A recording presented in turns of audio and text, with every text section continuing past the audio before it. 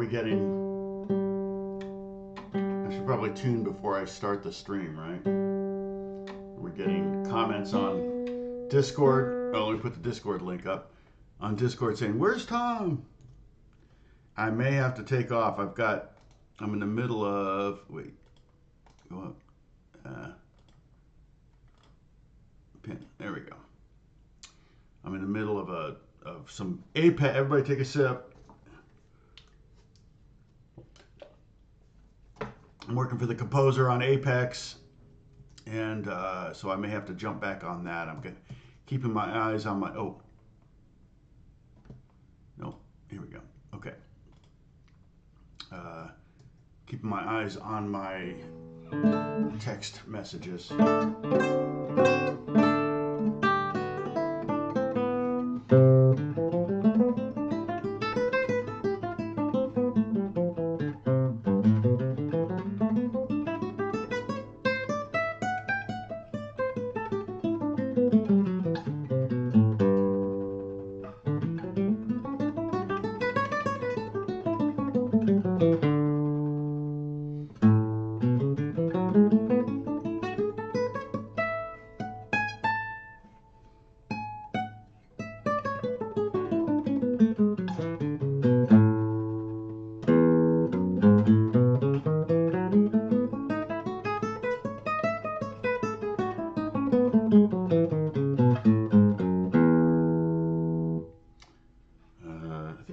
I think B is the same as, like, I'm doing the Scovia scales. Been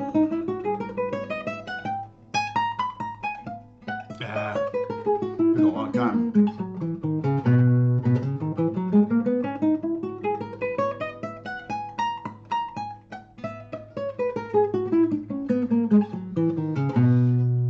But for Scovia scales, the F sharp, G, G sharp, or A flat, A, B flat, and B are all the same scale. I mean, all the same pattern. Once you memorize it, it's just harder.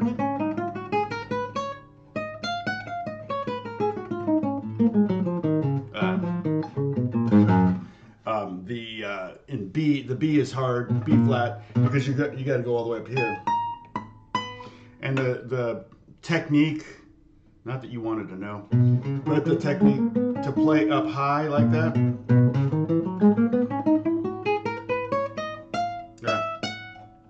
Is put your thumb on the side of the fretboard and then flatten your first finger like that. See that? And that gives you, I guess, the angle and the technique and the confidence to play those last three notes. And then there's a whole flurry of it that's right there.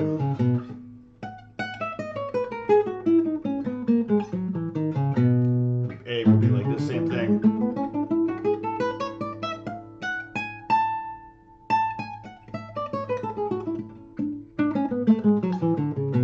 Now, one of the tricks to getting your right hand faster is to do a dotted eighth to a 16th, so it sounds like this.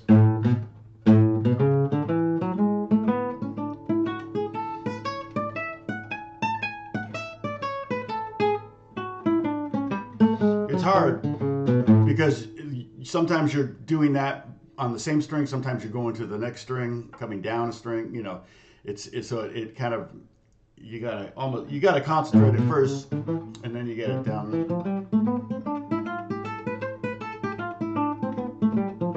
But it's a way of fooling your hands into playing faster, because when you're doing that 16th note,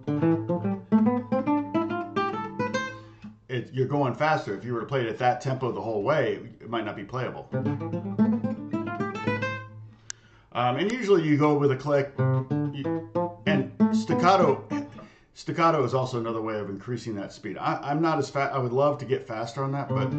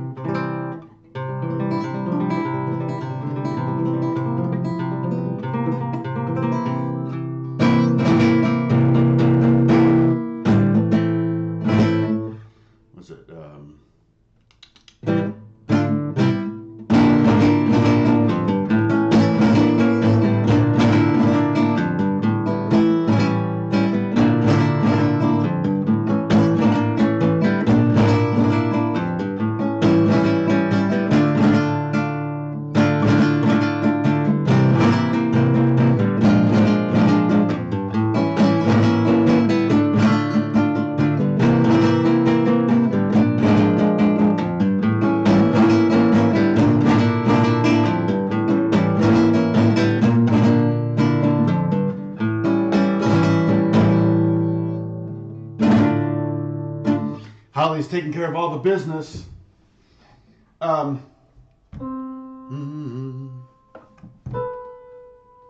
Major seventh, a B. Okay, cool. All right.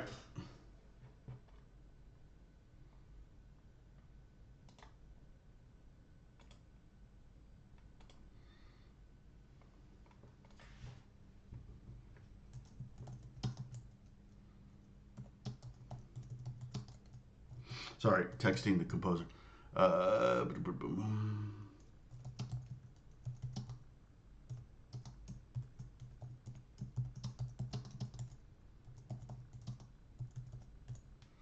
right.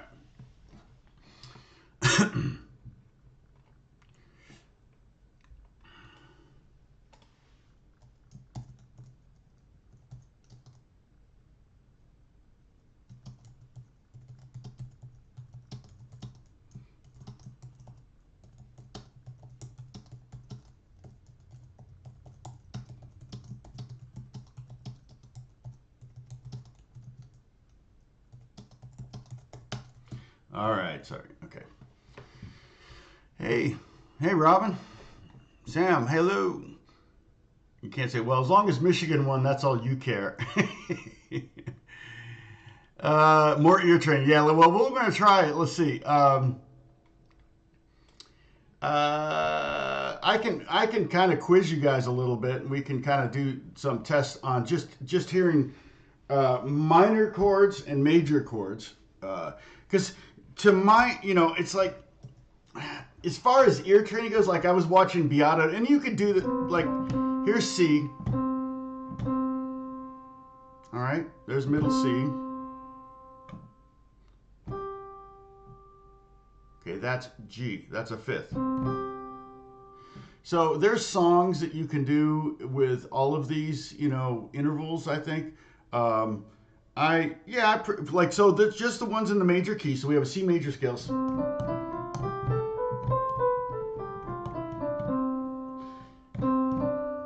C to D, you can think of as a C scale. So if you hear that, you can go ba da da do re mi. Okay. If you hear the third, I hear holy, holy, holy. You hear the triad. If you hear a fourth, that would be Wedding March.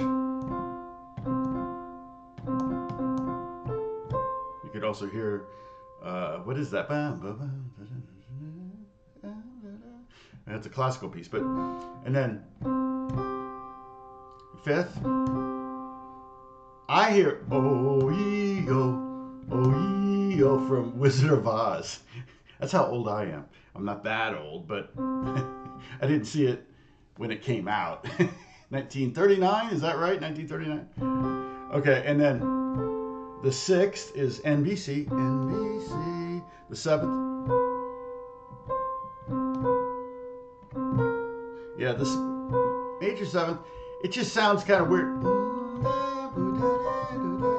You want to resolve it up to the C when you go from C to B to C. So you can remember that as a seventh. So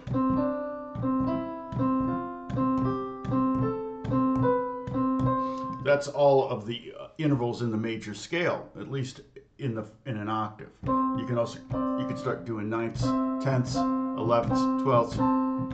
In that case, it might be a scenario where you like knock that top note in your head down an octave, and then that's the other thing is when you're doing your training to do the notes concurrently. All right, and then try to separate them. Bum, bum, bum, bum, bum, bum, right? So that's a fourth, so that's F. And you can, the nice thing about having a little song maybe with each little interval is you can do that in any key. Bum, bum, bum, bum. So we're in key of A now. So it's that kind of memorization will aid you no matter what key you're in if you're trying to hear an interval. And if I'm trying to figure out if there's a melody that's if I'm trying to figure out a melody, usually once I get my hand on a guitar, I can hear it. If you're just saying, what are those notes, and you say the first note's F, what's after that? And you're like, oh, sounds like a scale. It's pretty much just right down the scale. I would still struggle with that, because I didn't have a guitar in my hand. 99% of the time when I'm doing music, I have an instrument in my hand of some kind.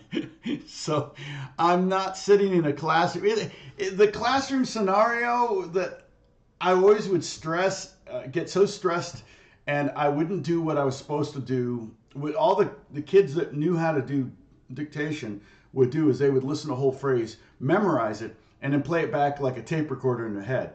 I would try to get the first note and go, oh, what's that first interval? Oh, okay, now play it again. And that way, if it's a 12-note melody test, they're only going to play it maybe 3 times. I think generally you would get 3 shots at it. But I would get, if they're only going to play it 3 times and it's 12 notes, I'm probably going to get the first 5 notes. I'm not going to get them all, because I was trying to listen to each interval as they happened, rather than listen to the whole phrase and memorize the phrase. And then the smart kids in the class would play that back in their head. I could see them they wouldn't write a note at all. I'd have my pencil out ready to get that first interval. They wouldn't be writing anything. I'm like, how are they doing that? They're not even starting to write the notes. And they would listen to it, and then they could memorize it. And the other thing is, if it's a, could be 12 notes. So you have,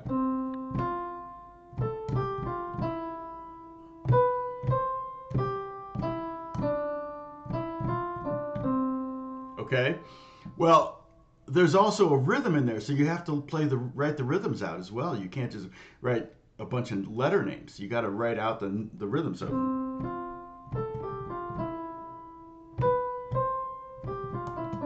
I don't know what I did. Just proves my point.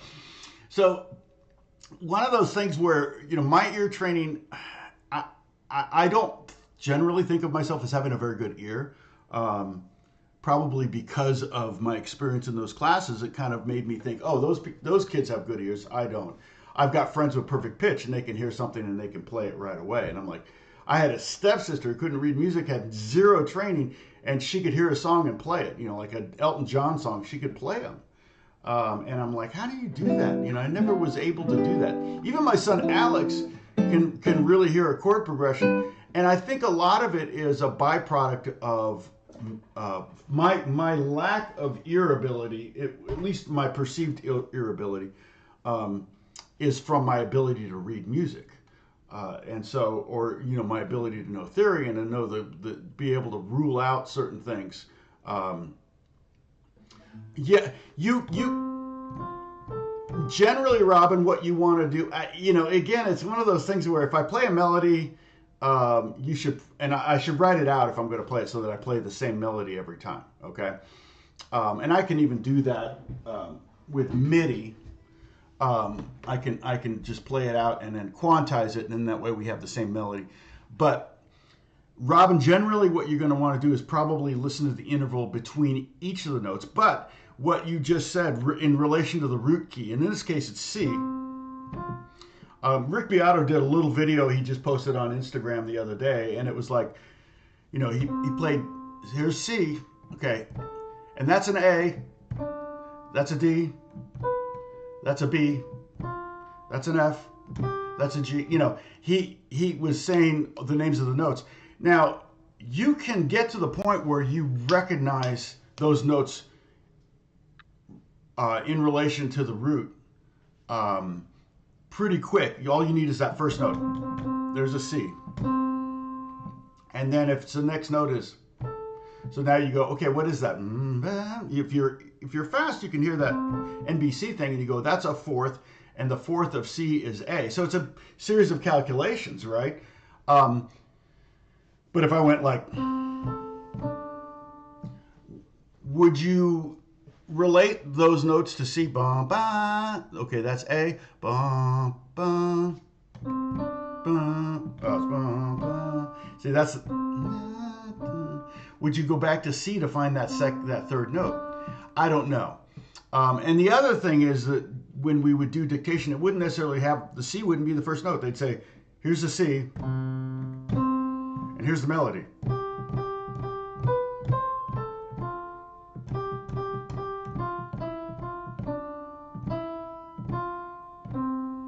Right? And you'd be like, "Oh shoot, you didn't start on a C." I'd write a C on the piece of paper, and I'd be like, "Well, there's not even a C there." I'm like, "Oh shoot, okay, now I'm already all messed up." So yeah, it's kind of one of those things where if you're smart, you're going to, hey Claudio, if you're smart, you're going to kind of memorize that melody. Hey Finland, good to see you, Tony. You're going to memorize the melody when you hear it. So let me see. I'll do.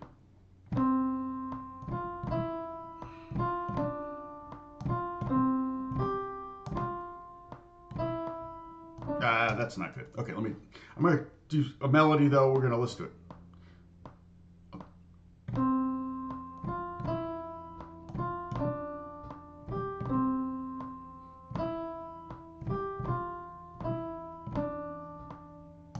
Okay, so what I did, I limited that. I'm going to quantize that.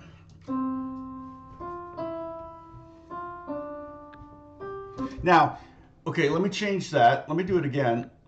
Something like that. I'm going to go with straight half notes. Okay, so rhythmically, we're not going to have any variation. I'm going to try to keep it real simple rhythmically, so that doesn't become part of the ear equation. All right, because like I said, when you're doing dictation, and if you want to print up some music paper, you totally can. Here's a website I always go to print up staff paper. It's called blanksheetmusic.net. Copy, and you're going to have to close the ad at the bottom if you want to print it. Okay, just a heads up there. But that's a great website to bookmark to have if you need some sheet music. I don't think people sell sheet music anymore. People just print it at home. So I'm just going to play whole notes. So these are going to be notes, hollow notes with a stem on them. Okay, they're going to be worth 2 beats each. Okay, let me see what I come up with here.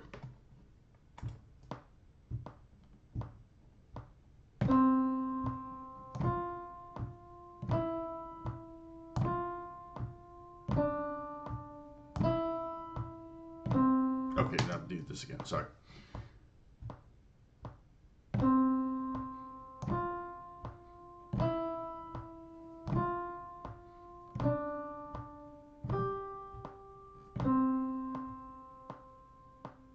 That's it. All right. So real simple. It's just, and what I did was I kept the notes to the first 5 notes of the C scale.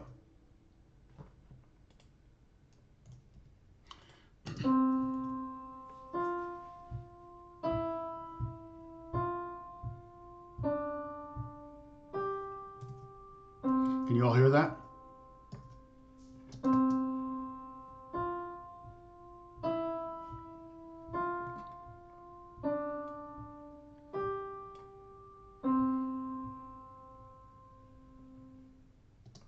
Yeah, and I'll let that last note ring out longer, okay?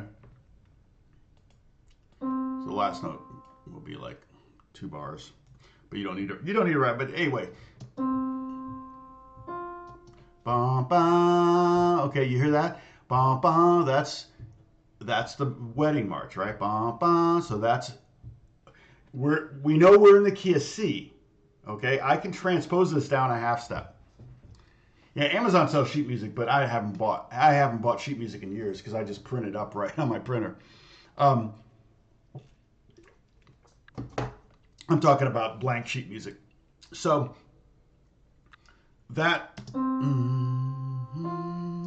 that's the wedding march. Bah, bah, so that's a C to F.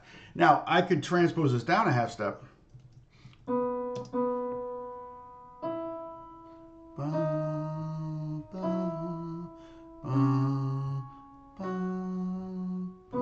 Okay. and it would still be a fourth. It'd still be the wedding march interval, but it would be in the key of B, so we'd have B to E instead of C to F. Okay, but now I put it back in this key of C. Okay, bum, bum. So that's a C to F, because you can hear that. And again, there may be a song that triggers it for you, another melody or something that you hear from that. There's websites where you can do this. Hey, here Charlie Rules. You remember watching me? I'm still trying to share my knowledge. Okay, still trying. Sorry I was late this morning, but I'm working on Apex. So cheers, everybody, take a sip. On season 19 of Apex Legends, crazy. Okay, so I got to get my windows all ordered here. So that first interval is a fourth.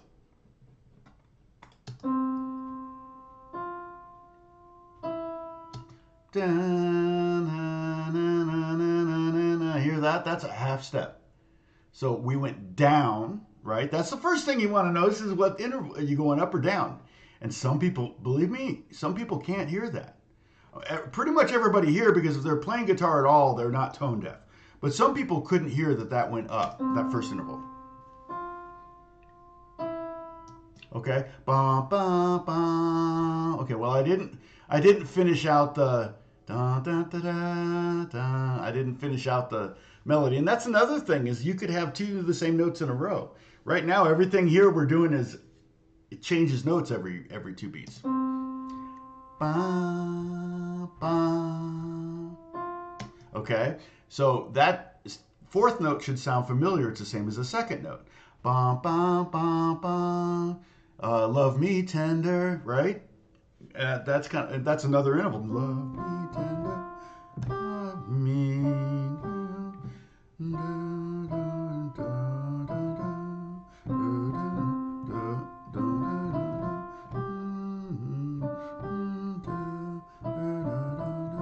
Now, that's an exercise that you can do on the guitar to work your ear, to kind of do ear training without any kind of app software, without a teacher in the room, without sitting in a classroom. You can do ear training by just taking a melody you already know and trying to figure it out, like Happy Birthday, or When the Saints Go Marching In, or He's a Jolly Good Fellow, or something that you really, really know the melody of, and see how quickly you can figure it out.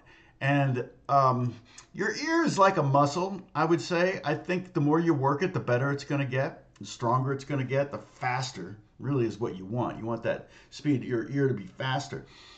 And again, the single note stuff to me is easier than hearing chords. Like if I were to play, where's my pedal? There we go.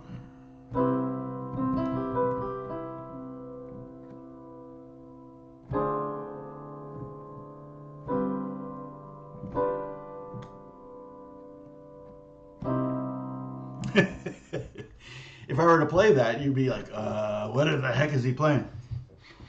And I mean, people with really good, with perfect pitch, trained perfect pitch might be able to hear all of those chords and know exactly that's a D minor 7 flat 5, and then this was a G7 with a C, and then this is a C major minor chord with a major and a, Sometimes you just recognize them. Like I go, oh, that's a major 7th chord, minor 7th chord, dominant 7th chord.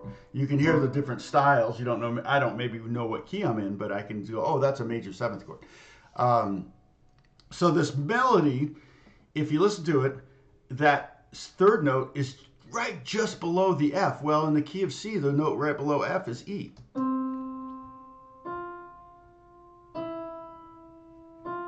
Right? Ba, ba. Again, it's Love Me Tender. Da, da. All right? Then what note's next?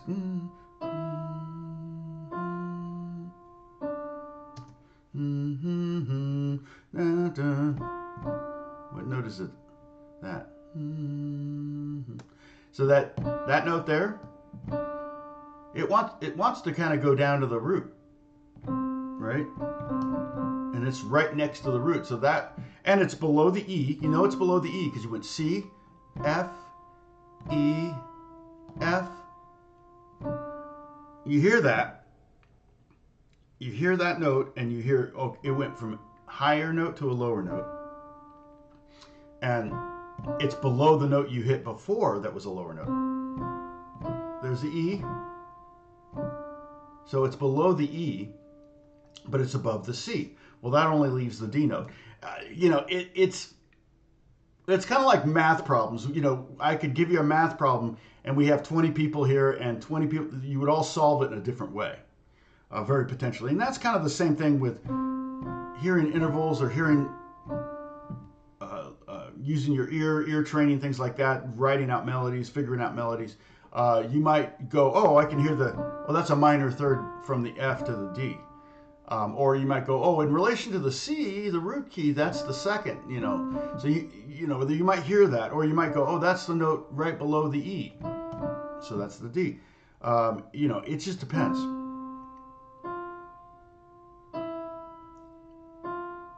Oh, thanks, Bob. Okay, and then we end on the root. You hear that, Bob? We start on the same note, we end on the same note.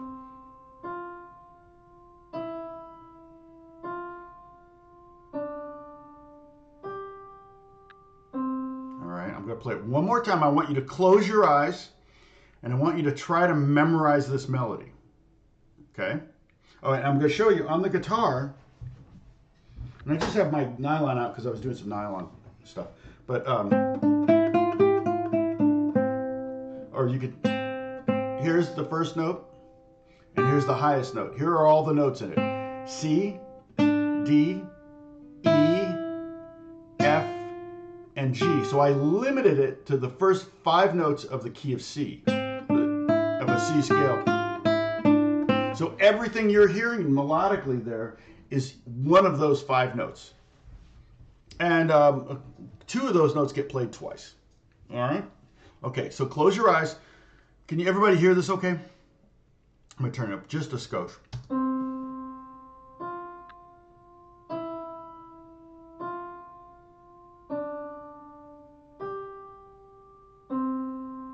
One more time.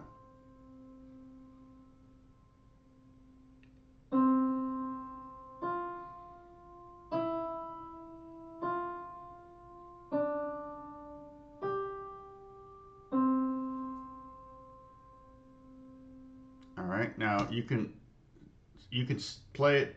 I'm going to be quiet right now. I want you to sing it or play it back in your head right now.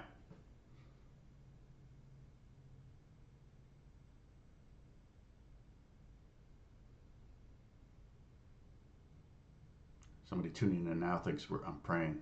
Okay, so that's the skill probably for that specific job. Again, I don't know how often in my music career I've needed to it's happened. Somebody, hey, play this melody, and I always start playing the notes first before I really listen to it and hear it. Okay, so that's a fault of me trying to, it's the insecure student that I always was in school, where I would be the best student in the world for the first week or 2 of school, taking copious notes. But by the 3rd week, I was already a week behind. And that was just me in school. I can learn anything. I'm not stupid. It's just the way things were taught in school weren't the way. And so this is a microcosm of how that is. Somebody play a melody, and I'm like, okay, let me get that. Wait, what? Wait, what's that first note? Wait. No, don't. It's probably a lack of patience on my part, right? We're all impatient in our own way. And so it's like, no, just listen.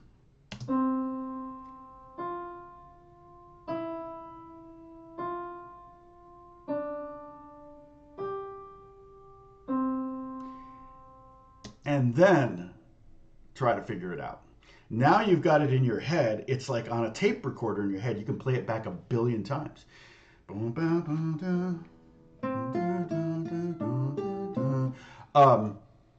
And so uh, it becomes, so what you're doing there when you're listening to it, and not hearing, when you're listening, hearing is one thing. Oh, I heard that. No, listening is like consider, like close your eyes. When you close your eyes, you're getting rid of your sense of sight. So you focus more. You could probably close your nose too if you wanted to. Like you could sit here and go like this, listening to the, get rid of those senses. Focus on your ear and then hear it and listen to it and memorize it. And then you can play. Thank you, Holly.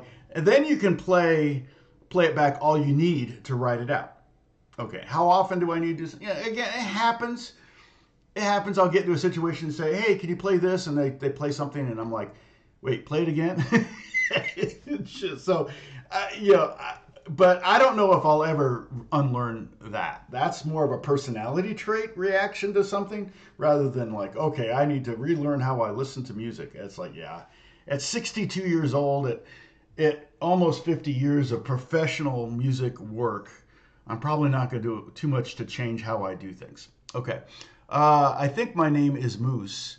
Says, I grew up learning violin with the Suzuki method, so I'm fairly good with ear training. Yes, my music theory was always behind the more traditional students, give and take. Exactly, that's exactly right. And that, yeah, I've heard of the Suzuki method. I didn't know specifically, but I do know that they use it to teach little kids. And I can see where they would like, with the Suzuki method or with teaching little kids, getting them playing melodies and hearing stuff and is something, hearing melodies and playing them back and all that is really good skill. Or really what it is, you're trying to encourage a kid to keep practicing. I mean, when I was teaching private lessons, and I taught for 35 years, generally, especially if I had a kid, like I didn't like having 6-year-olds. They were just too antsy. But like, if a kid was 11 or 12, 13, they were really into guitar. It wasn't hard to get them into guitar.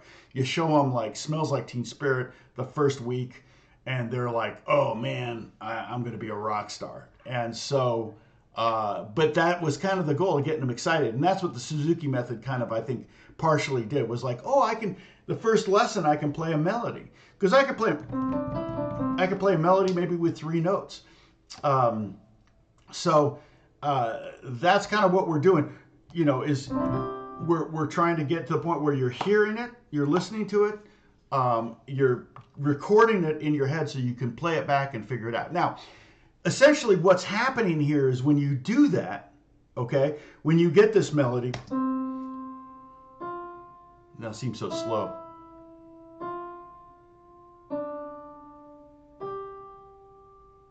And I mean, I just played that melody. It was like, there was no science behind creating that melody, but it actually is a pretty nice, good melody to try to figure out, because you hear that interval, okay? You hear that wedding march thing. You get that half step back to another note that's familiar, but below, and then above the note that's familiar, and then down. So it definitely sounds like what it is. Okay. Now, but when you get that memorized, what that's a lot like is it's exactly like Love Me Tender, because Love Me Tender, you know the melody to Love Me Tender. Love me tender.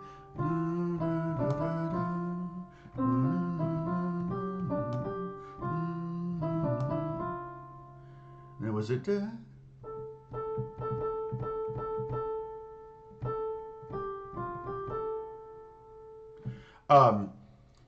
So if you can memorize it, that melody you've never heard before, then it becomes like a melody you already know, you've heard before, like a Happy Birthday or whatever. And those are melodies that you can, like I said, that you can take those melodies, you can, children's songs that you knew growing up or whatever, or just any song the melody of, any Beatles song that you're really familiar with the melody, and you can start on any note. Now, keep in mind, not all melodies start on the root note, and most don't.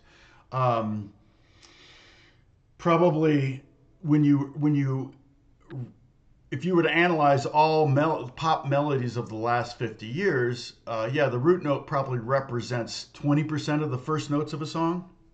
So it would be the most common note you would start on, but it wouldn't be the only note you start on. So that, you may think, oh, I'm gonna figure out this song, and it's like, oh, it's C. It must be in C because it starts on C, and then it goes, no, it goes.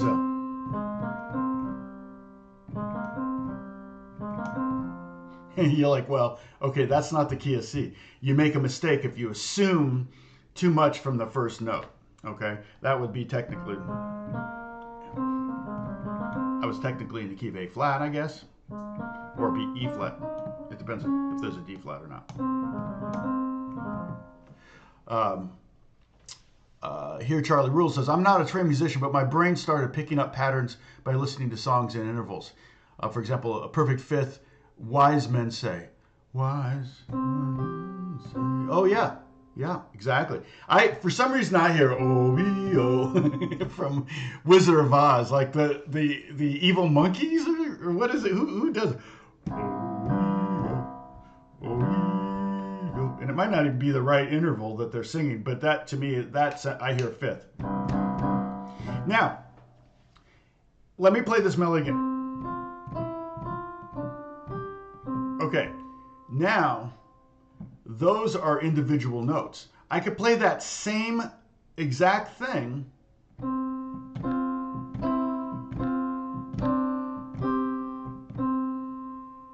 all right, with the C note rooted in every one of them. So here, technically that would be a perfect unison. You can't hear it on piano because you can't play two notes on the piano at the same two notes, but on guitar I can do it.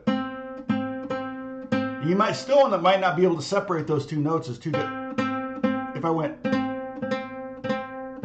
then you could hear that as what's called a perfect unison. And then I could go to the fourth.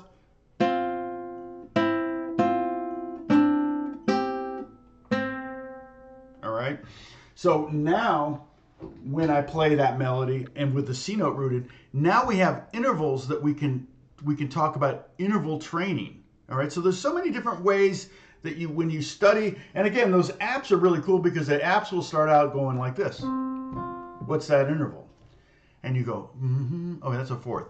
Okay, so that's an F. If it's a C, then it's an F kind of thing, blah. Okay, but then they'll do this. What's that interval? See, now you have to separate it.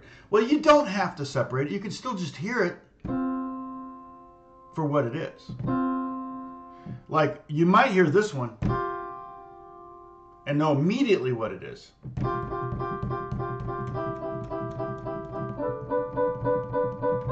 Okay? That's a major second, an F and a G, but it's not the root and the second. It's actually, we're in the key of C. It's actually the fourth and fifth, but you wouldn't know that just hearing that. You wouldn't know that much information yet. Then you're like, okay, well now I can see where maybe we're in the key of C. Oh, that's the 5 chord, and there's the 1. So it's kind of like,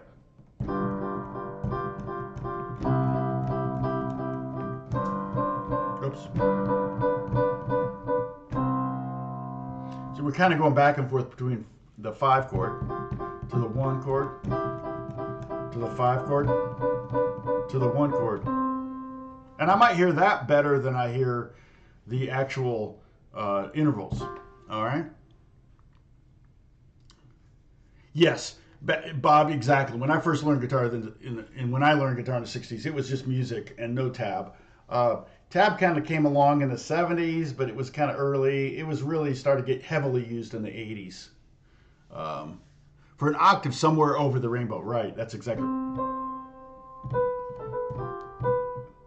Sorry.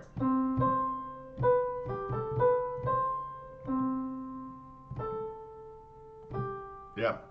That's a great melody. So there's so many melodies that I know that if you have a piano, you can sit down and do it on piano. It's just a good exercise, and you probably have hundreds, thousands, millions of melodies in your head. I always say that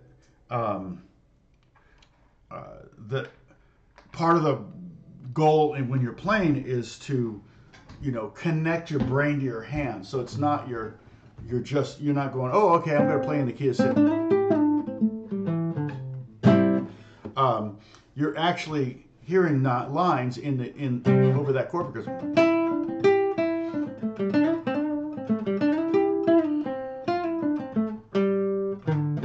And what you can do is like I can go ba da ba da ba da da da,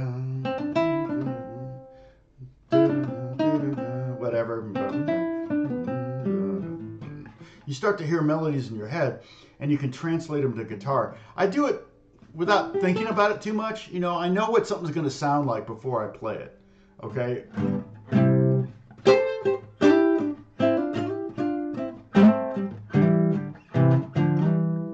I know what it's going to sound like before I play it. Maybe it's because I've already played it before, but a lot of times too because I'm hearing it in my head at the same time or just slightly before I actually play it. Because I'm like, I want to hear this lick.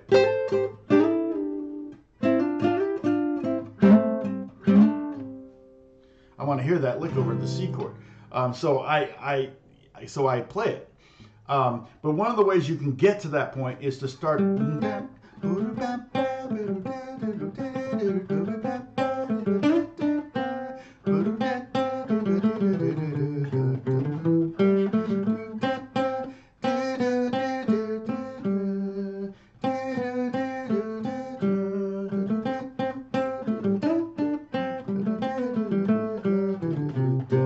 You can try to sing along with what you're playing, and you might go, ba, ba, da, ba, da.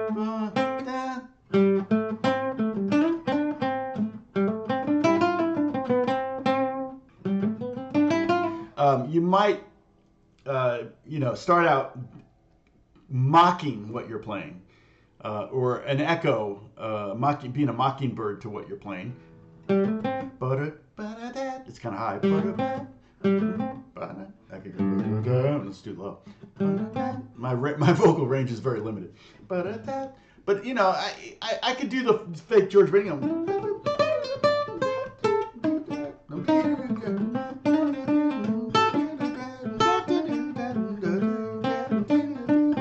I can do the fake George Benson-y thing. And some of it is like imitating what I'm doing. Some of it's like I know what I'm going to do, so I'm singing it. You know, all of that. And so the idea is, at first you can play a note and then you sing it, and then you can play and sing at the same time. And then the idea is to sing it or to hear it in your head and then play it. That's where you're really unleashing. Technically, I think every melody you've ever heard is probably in your brain, because when you hear a song, even if you haven't heard the song in 40 years, you hear a song, you go, well, I know that song from somewhere. Now, is it the melody? Is it the arrangement? Is it the harmonic structure? Is it the voice? Is it the instrument? You know, it could be a lot of things. The instrumentation, the tone of the saxophone playing the melody, you know, things like that. You go, oh, wait, I've heard that before. But that to me tells me that your brain is actually recording everything.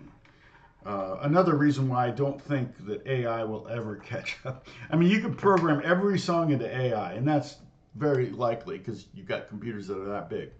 But do you know how big those computers are? How much power they're saying? I mean, you think crypto mining was a power soak. The AI thing, they're already talking about how much energy is going to be required to run all this AI stuff. And so, you know, that's another reason to go, well, yeah, probably don't want to get too dependent on it, because there's a blackout in Oklahoma and all of a sudden your computers don't work. You're in California or whatever. You're like, wait, all my work, where did it go? Speaking of, I'm going to save. Not that I really need to save this melody, but okay. So if I were to play,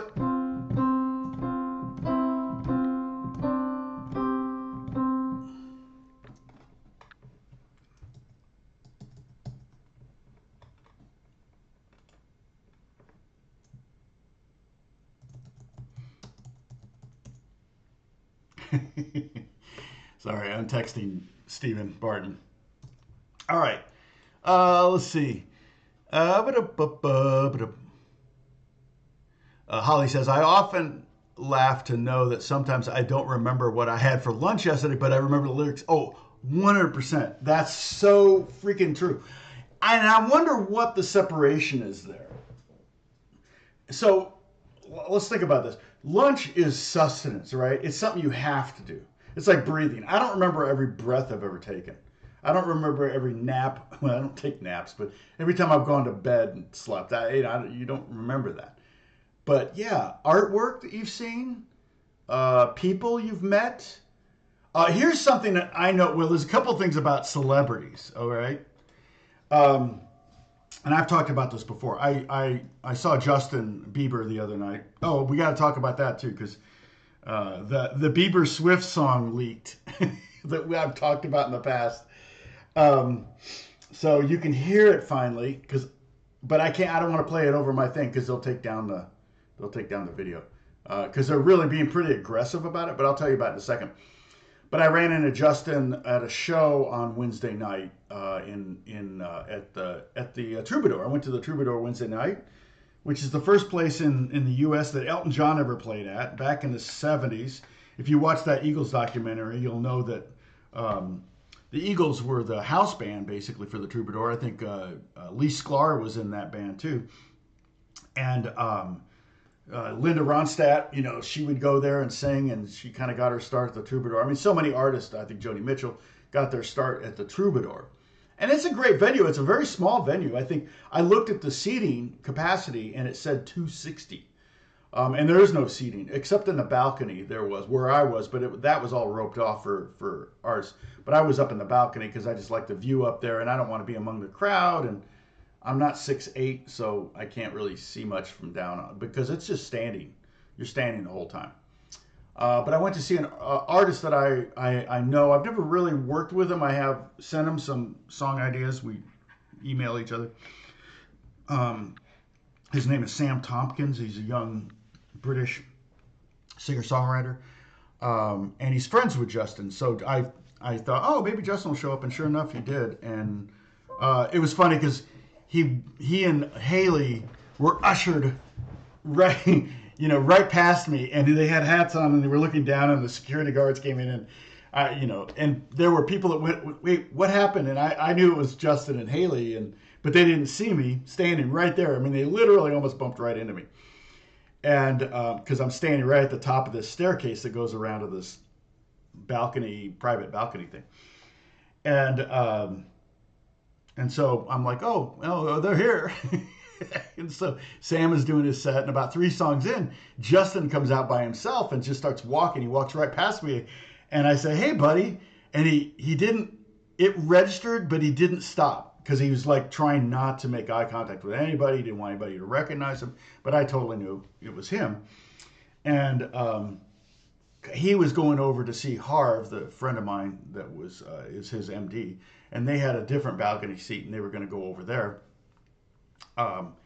And then when Justin came back past me to go back and to go get Haley, that's when he was like, oh, hey. And he gave me a hug and he rubbed my belly like, oh, you put on a couple pounds. I said, yeah. And then he went and got Haley. And that was the extent of our interaction that night. But it was pretty funny because people are like, oh my gosh. And they're all taking pictures. And, it's got to be such a pain. Okay.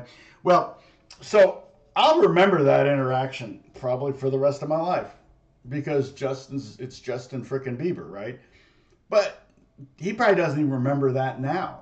The thing is, and my hope is, oh, cool. Oh yeah, Tom, I got to give Tom a call. I got to have Tom come over and do some writing or whatever. That would be great if it triggered that memory for him. But the other thing that's interesting is that they say that when people are around celebrities, they lose 30 IQ points. And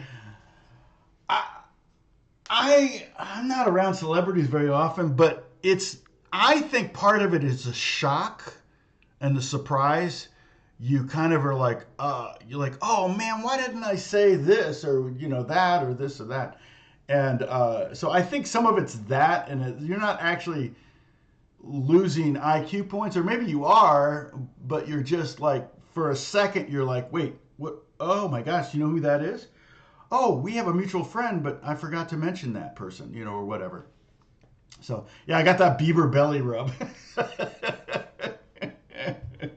We always hug when we see each other, but it's just funny. I hadn't seen him in, gosh, it was 2020 was the last time I saw him. I saw him twice in 2020. See, I remember both those times. I know he remembers both those days because one was this record release party and the other one was a big writing session that I got invited to. That was the day I met Skrillex. And then Skrillex and I have worked on something together. But, yeah, I mean, for me, the pop stuff is just kind of like...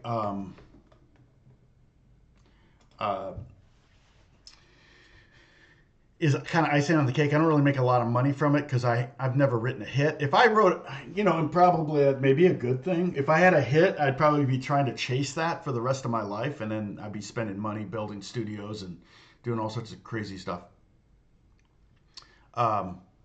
You never evolved. So,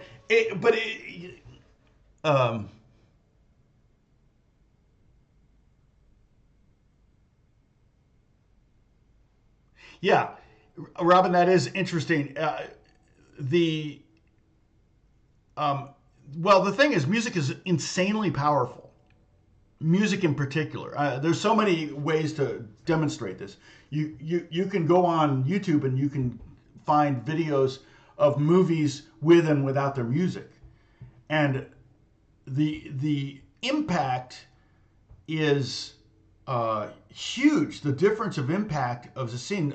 Every year when we go to see, we usually go every summer to see John Williams at the Hollywood Bowl, and they play all John Williams music, and then they'll play, and they're showing the movie scenes a lot of times when they're playing the music. But they show like an action scene from Indiana Jones with no music, and then they put the music in, or they play the music along with it, and it's night and day. The tension, the energy. The music tells you how to feel. In a romantic movie, romantic comedy, romantic or just a romantic movie, they may do some kind of. Like one chord.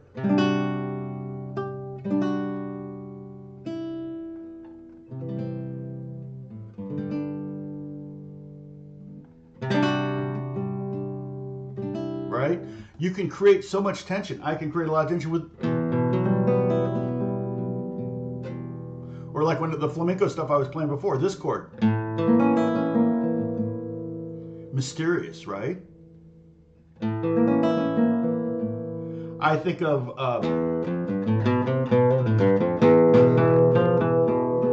that's very Spanish sounding, but also it's kind of haunting, or they do a sus chord like yeah, and it's kind of right.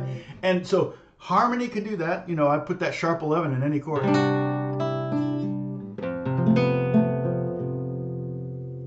and it creates a like this kind of, to me, sounds like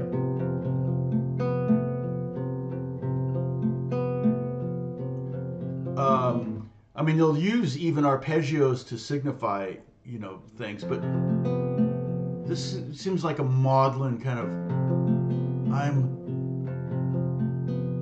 having a sad thought, or I'm remembering something from a child.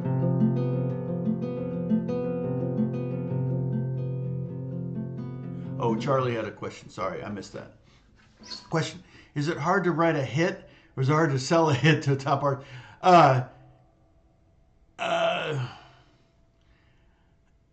Yeah, it's hard to know what is going to be a hit. I mean, I've worked on some records that everybody in the room thought, oh, this is a smash, and it never went anywhere. So you think you wrote a hit. It's probably the latter, or not even that. It's hard to sell a hit to an audience because what makes a song a hit is sales or downloads or now streams. So if a song is streamed a lot, it's technically, if it's a billion streams the first week, it's a hit. Um, if it was a million downloads the first week, it was a hit. If it was a million 45 sold the first week, it was a hit. So that's what technically makes a song a hit. When I wrote songs, when I write songs for pop artists, I generally am trying to write something that I think is interesting for them to write over. Oh, it's a plane. And so the song that and I can give you a link to this so you can check it out. See if I can find it. YouTube has been taking it down, so almost as soon as they're up, they're coming down. But let me see if I can find it. All right, so here's one. So this is a song I wrote with. I didn't. So I mean, I think I should. In a normal situation, I would have gotten writers on this, but technically it never got released. This is it left where when I worked on this song. That's what I heard the last day. I worked on it for 2 days. When I left the studio, this is what it sounded like. It was just me, a beat, and Taylor Swift and Justin Bieber. And if they had finished that song, okay, and by finishing I mean put bass on it, put some keys on it, redo the beat so that it's like interesting, maybe chop it up, do some weird stuff to the guitars. Kook had me add a guitar solo to it, which kind of was like, that doesn't really fit the era, but me and Justin, that was the day I met Justin. In fact, it's funny, I can show you a picture of the day we did this. Where is that? Here. And Justin was just a little kid. He looks like he's really young. This would have been 2011. So let's see, he was born in 95, 94. So he would have been like 17. March 94, this was the end of 2011, or no, August of 2011. Hold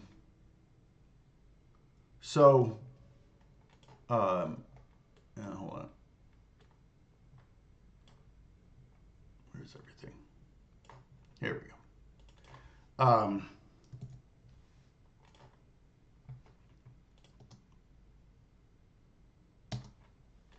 Yeah, I'll drag this over here. Oops, why are you not doing it? Oh, did it go? No? That's weird. It's not letting me import the picture. Huh. All right, let me see if I can do it this way.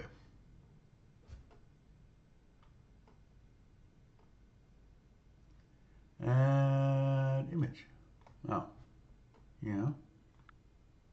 That doesn't tell me anything. What's that? Oh, browse. All right, so now I got to browse. Sorry.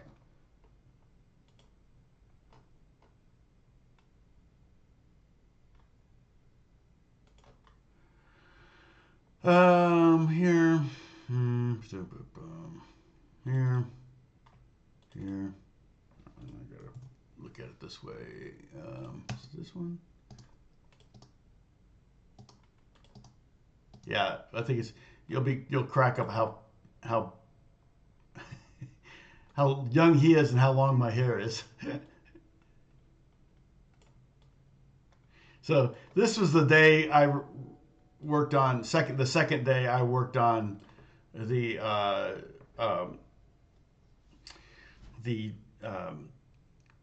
Taylor Swift Justin Bieber song. And Taylor, I didn't meet Taylor, but that's his grandmother and his grandfather there. I don't know if you can see.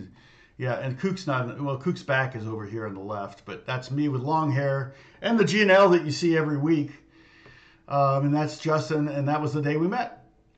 And sorry, I'm going to delete that now. Remove, not delete.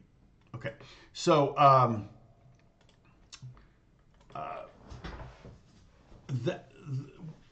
that song, if it had gotten finished and released, it probably would have been a smash. I a lot of times you would get if you wrote a guitar solo for a song, you would get a little bit of writers. I might have gotten 5%. That would have been amazing. But at the end of that day, I kind of thought, hey, I just worked on a #1 record.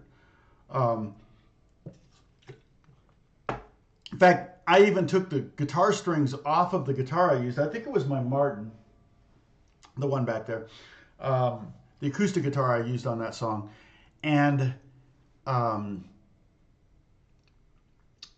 I took them off and put them in an envelope to noting that I used them on this song, thinking if it's a big smash, I can donate those used strings to, because there are people that would pay money for them, and I could donate them to some charity that can auction them off, and these were the strings used, blah blah blah. And I think I threw the guitar pick in there. I probably still have it. I wouldn't throw it away. I can't think of why I would throw it away. But anyway, that was hey Andy, what's going on? Mississippi. Let's see. Well, that's the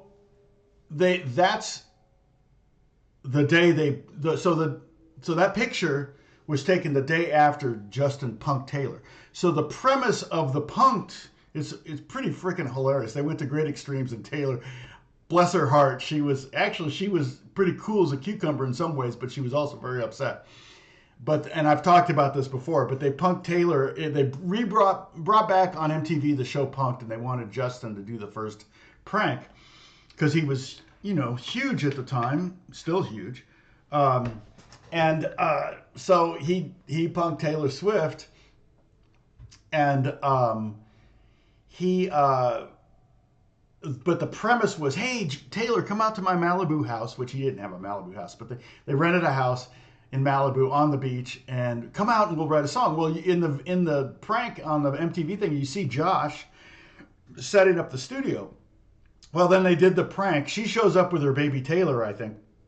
Yeah, it was a baby Taylor. And just adorable. Shows up with her guitar to write a song with Justin. And then, so after the prank, that's the song they wrote. So that song, Cannonball, is the song they wrote the day she got pranked. And then they went in the studio, recorded it, and that's when I got brought in to replace Taylor's guitars and then to play electrics and do a solo and all that stuff. So that's the story of, yeah, exactly, story time. That's the story of that track. And then, like I said, I went to bed thinking I just played with two of the biggest artists in the world.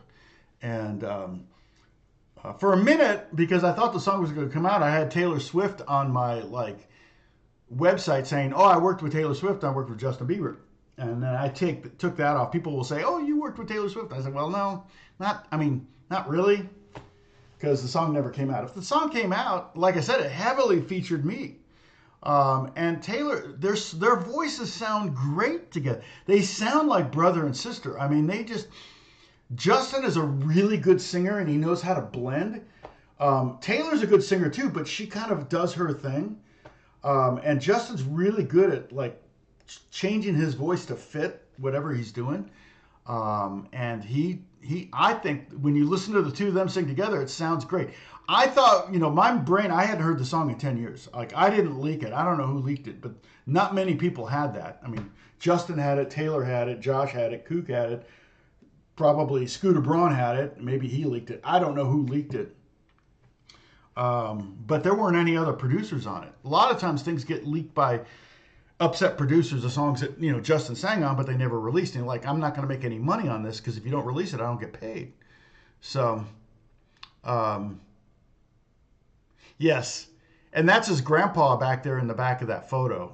And his grandmother, and then his grandpa's on the side there. I got other photos from that session. Josh took that photo. Thank God I didn't even know he was taking photos. I'm so glad I have that commemorated.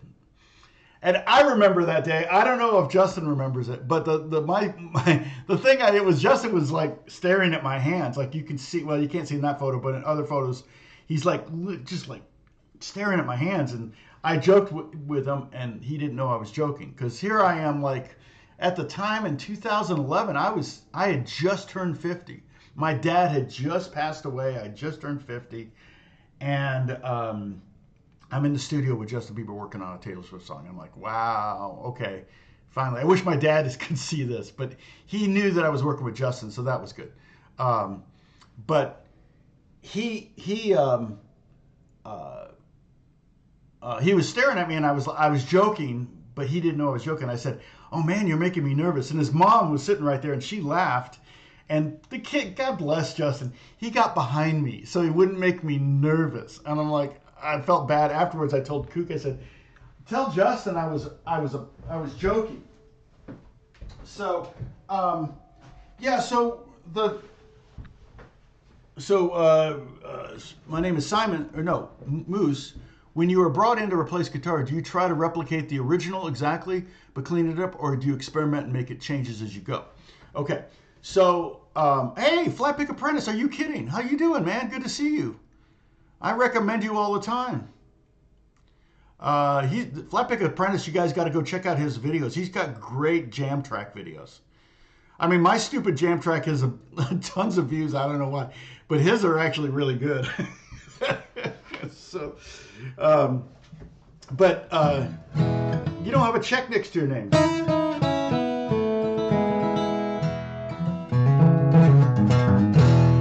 So, yeah. So it just depends. So here's what she had. Something I don't remember what her part was, but I know the chords were E minor.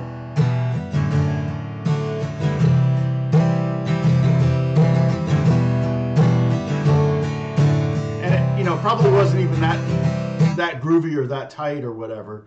Kook dropped in a beat. I think I was playing to a beat, but the idea was to make it my own. So I wanted to make it interesting. So I came up with something on the fly that we could do, and Kook may have looped it. I don't know, but I probably played all the way. I know I played all the way through it. I probably doubled it, and because I know there's some times where I just hit like C chords at the end of phrases.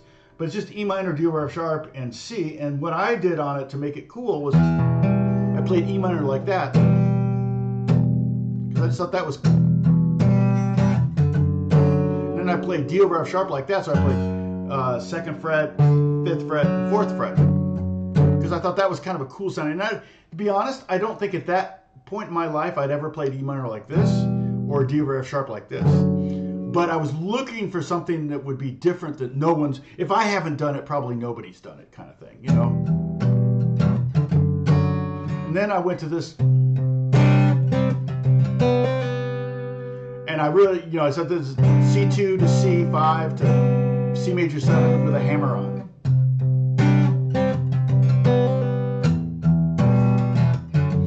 Very 2011. So it kind of fit in with the genre, with the era. It was Speak Now era and Believe, and I think the idea was that maybe it was going to be on the Believe record, but I don't even know if that's true. The problem is when I say something on this, it might get quoted on some Belieber website and some Taylor Swift website, but part of me just thinks that, like, because Kook was producing it and he hadn't really produced any. Well, that's not true. I think he co-produced Baby, but he's listed as a producer on a lot of tracks because he was a vocal producer for all of Justin's stuff up until that point. And I think he still vocally produces Rihanna. And Kook is the friend that called me in for the session. But he was producing this track out like, oh, they wrote a song, let's make it into a record. And so it was more like a little project, and then it wasn't like, okay, this is specifically for the record. Because a lot of times particularly back then, songs would get written, like, the way songs got done was they'd get major producers to send songs the same way, like Britney Spears, they would get Max Martin to send a song, and it would be an amazing song, and then Britney just replaces the vocals. And that's kind of what happened. There was a Max Martin song on that Believe record. I think Beauty and the Beat was on there. I think that Max Martin with Nicki Minaj. It's a great track. But this song didn't fit that. So some people are saying, oh, the reason it's not on the record is because it didn't fit that. I don't know. I think it could have been that the reason it wasn't on the record because it wasn't a song, it originated with Justin instead of being sent to Justin, because that's often how pop artists work. Now Justin does more stuff where it originates with him, or at least he procures it, and that's how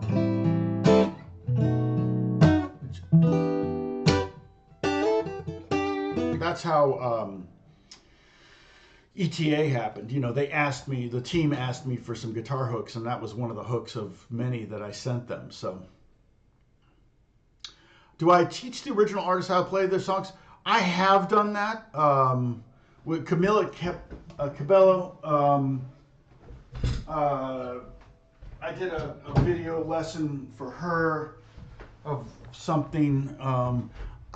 Sometimes when different artists, when I write a song, especially if I write it and I know exactly how it was played, I'll send a video to their guitar player so that they can emulate it. We did that with Justin a few times with Dan Cantor, his guitar player. So, I did an entire record with Justin that never came out. We did 15 songs. I think I co-wrote 5 on that record.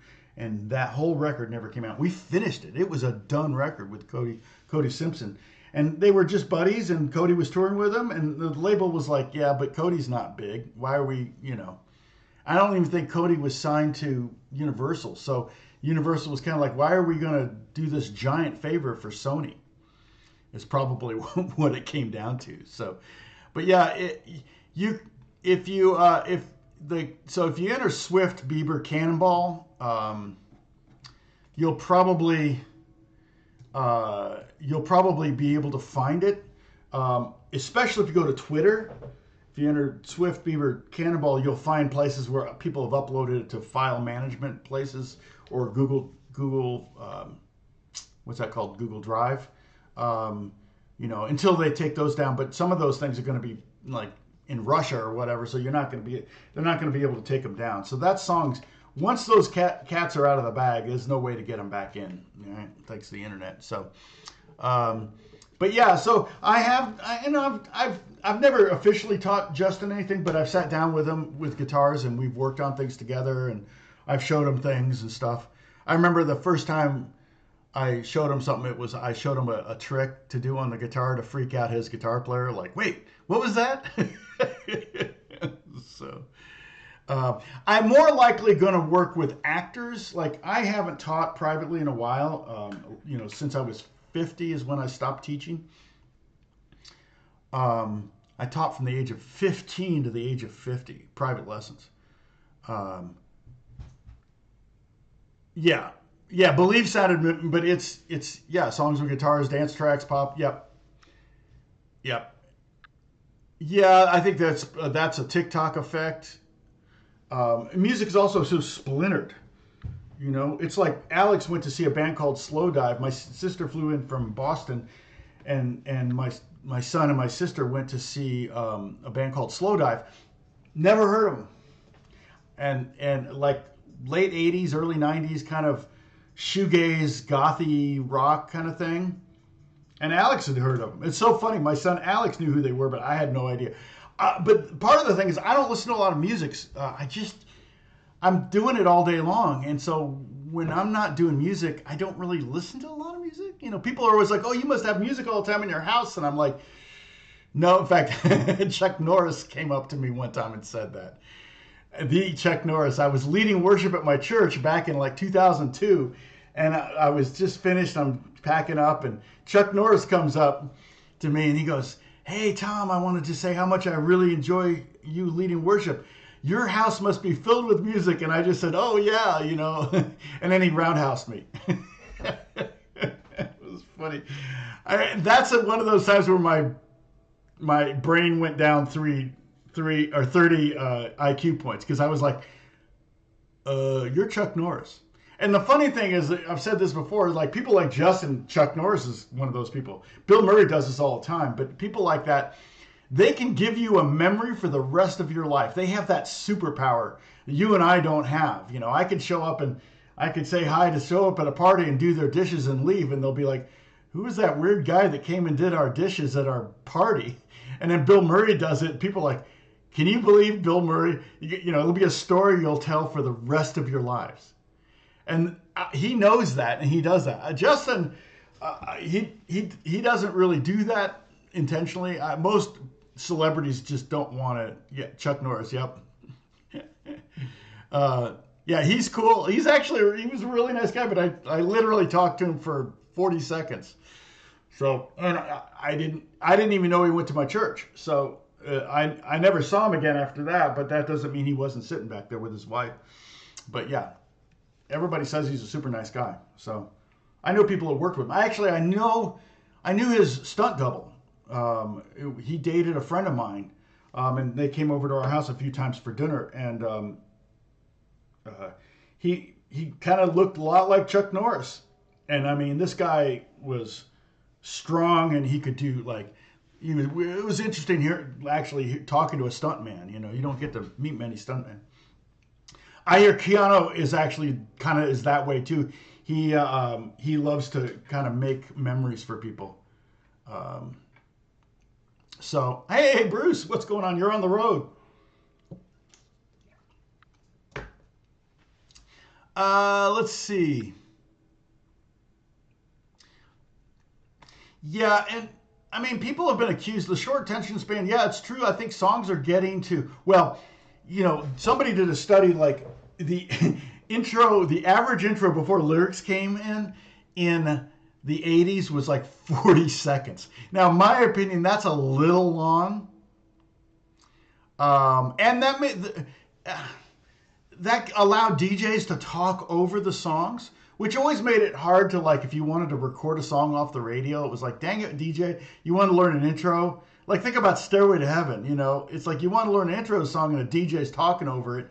You just be like, oh, man, I can't hear those notes because the idiot's talking. And they did that so you'd have to buy the record to hear the intro.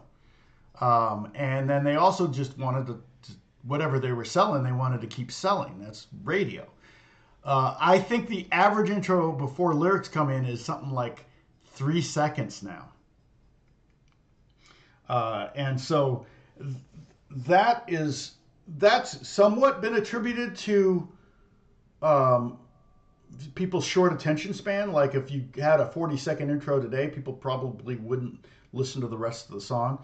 A&R guys are like that, though. The people that sign songs, producers and artists at labels, they always tell you if you're going to send them something, make sure the song's going at 30 seconds. You're in, because they may only listen to 30 seconds of a song, but they go, nope, don't like this artist or whatever. So you have to make sure the singer. So that may be part of it. Like back in the 70s and 80s, the A&R departments weren't populated with idiots so much. I don't know. I'm not saying that. I know that generally what's happening with the music stuff is that we're being sold something. It's not really, people aren't picking what's best. They're listening to what's being sold to them. So, have I ever worked with Tim Pierce? I know Tim.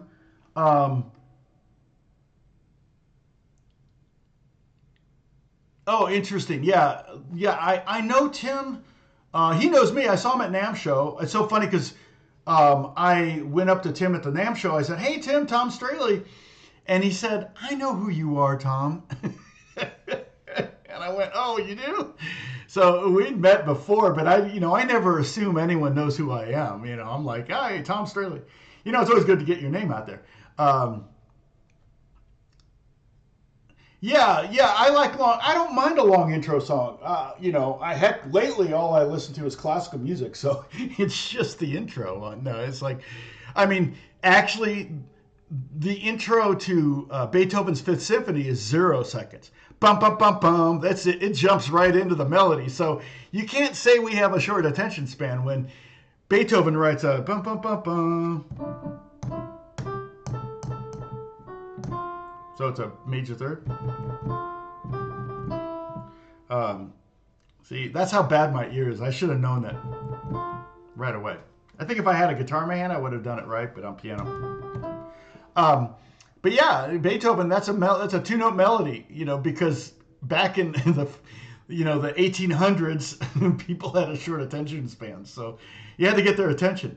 Um, I remember listening to Paul Simon, Still Crazy, after all these years, and the song is full of changes, tense chords, slow, but I still remember it. So, young guy, now not possible. Yeah, and that's true. That record was that was a pop record. Yeah, you're right.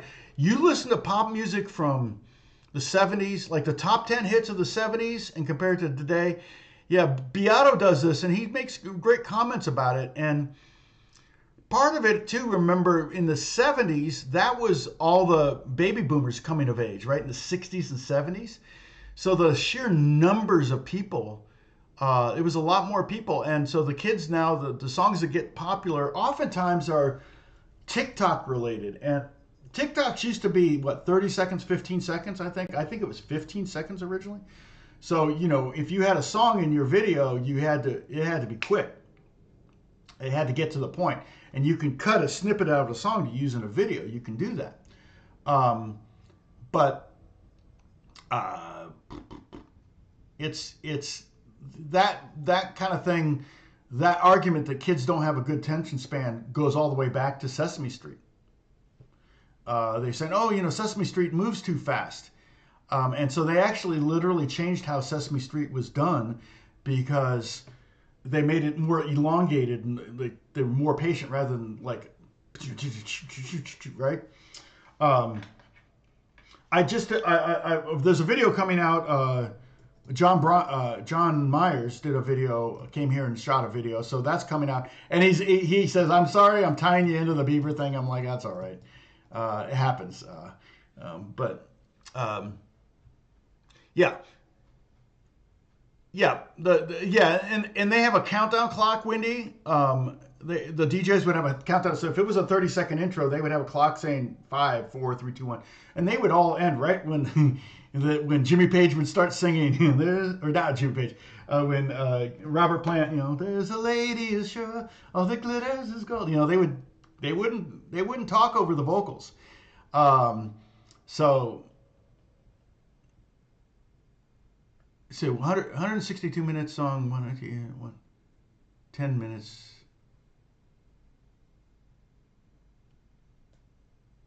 Or Taylor Swift goes to her girlfriends and bake chocolate chip cookies.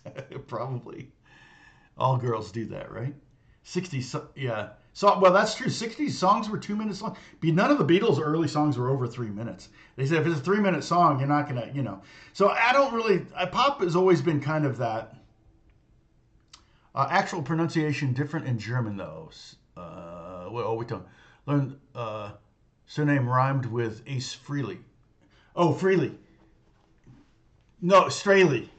Ace Frehley. Strahle, actually. Strahle. Oh, Lee. Yeah, Ley. Yeah, and in German it's Strahle. Right, Dennis? In fact, I was standing in line next to a lady at Starbucks one time, and she had a German accent, and I said, "Oh, where are you from?" She said, "Germany." I said, "Oh, I think my name is German." I pulled out my driver's license. She goes, "Oh, Strahle." And I said, yeah, well, we say Strahle. And she goes, she kind of nodded like, yeah, I'm sure. And she goes, you know what a Strahleman is, right? And Strahleman. And I'm like, Strahleman? I don't want to know. Someone lighting their loafers or something, I'm like, what is a Strahleman? She said, smiling man. And I went, oh, well, that makes sense because I'm always smiling. So Strahle means, Strahle means like laser beams, right? Light ray or something, ray of light. The Weeknd is great. Yeah, The Weeknd is your favorite of all time. That's pretty modern, I have a friend that worked on a Weeknd, maybe one song or multiple songs he played guitar on.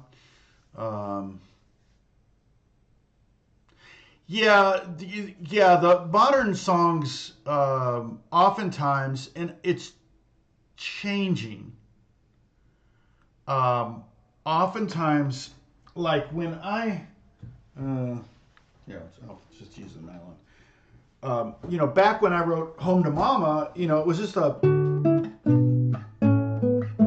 was it. That's the whole, basically loop, but it's like a,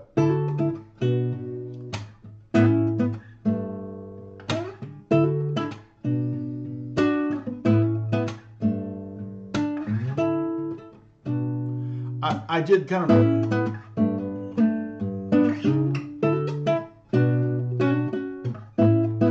I did some variations on it, but it's the same 4 chords over and over and over again.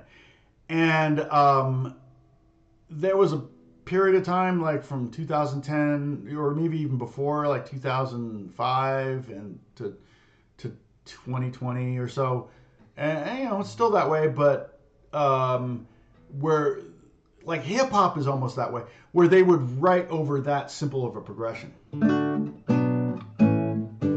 And that makes, so whoever's writing the top line is really the genius and is doing all the heavy lifting. The top line is the melody. So if you listen to that song, Home to Mama, work hard when it's easy, but don't work when it's hard. I'll never leave you till I had yours. This is more than a season, and I'm not just my friend. You're the one. That's one.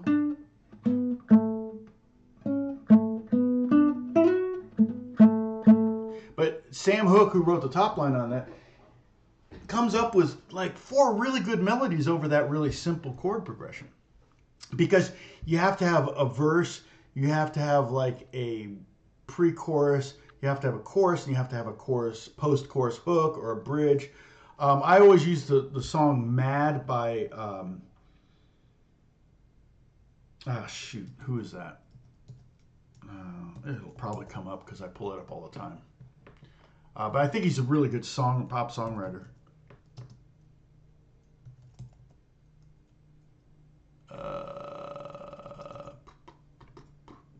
Yeah, Neo, Mad. So look up Neo Mad on YouTube. Neo. If you do, pull up Neo's channel. But it's the same chord progression. I always like to, if I'm going to listen to a song on YouTube, I always try to find the artist's channel so that they get the role. It really bothers me when someone uploads, say, Earth, Wind, and Fire, and they've uploaded an Earth, Wind, and Fire song, and it's got like 20 million views. Why is this random person getting all the revenue from that 20 minute? He didn't have anything to do with it. All he did was hit a button and upload a song.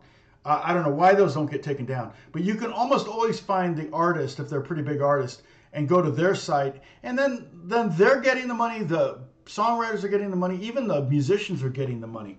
So everybody who worked on that will make a billionth of a penny from your view of YouTube. But it all adds up. So I get money, I get YouTube money from songs I work on all the time. Every year I get a check for songs that I played on that I didn't get paid very much for the session, but I still get money from the YouTube. So it's like, okay, cool. I'm still, now when I add it up, it was like a really good session, but at the time it was like, really? I'm going to play, I need the work, so I'm going to do this session for this amount of money or whatever. So that's just kind of the business. But the good thing about some of the businesses, it's set up to benefit you down the road. So if you check out Neo Mad, count the melodies. It's like if you include the bridge, there's 6 melodies, and I believe every 6 of those melodies is a phenomenal melody by itself. You're like, oh my God, he's super duper generous with melodies. And that song is just a really good example of that. He's had bigger hits than that, but that's the one that I always use as an example of, look, when you're going to have a 4-chord progression and you're going to write over the same loop over and over again, it can't be the same melody over and over again. I've played on some really boring songs that had a million chords and changes, but the melodies were like, and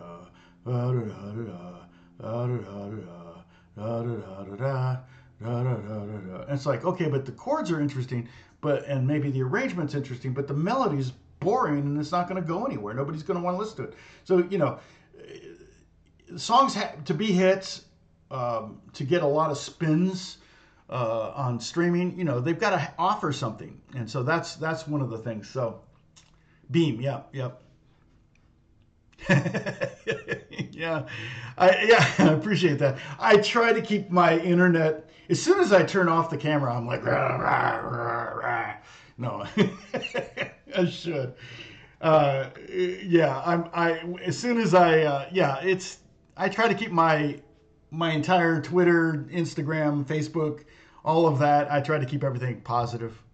There's enough negativity in the world. People don't need downers. Now, I'm not. If you send me your song and it's awful, yeah, I'm probably not gonna say that's the greatest song I ever heard. But let's see. Charlie Rules. Funny you mentioned Beethoven. His Symphony 9, the fourth part, Ode to Joy, is the slowest intro. To the part. Insane how he did it without hearing sense. Right. And the crazy thing about that, for the most part, it's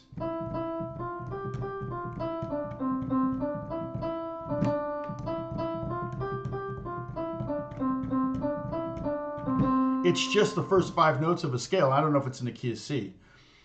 But that's a great melody to try to figure out if you can't figure it out. And that's a good example. It doesn't start on the 1. It doesn't start on C. I'm playing it C right here. Then it goes.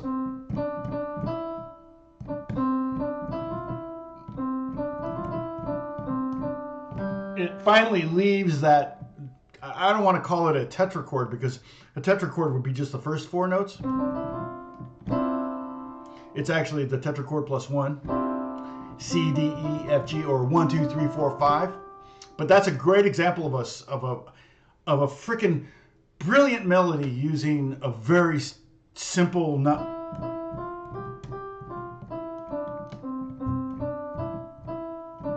for the most part, also rhythmically very simple.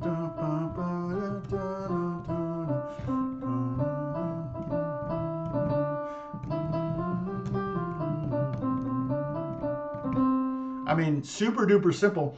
But one of the things that happens right away that you notice is he hits the first note twice. Right? And when you're writing a melody, you're thinking, oh, I've got to, like my melody went, right? I didn't hit the same note twice. I was like, wait, I can't do that. No, you can do anything you want. And I imagine,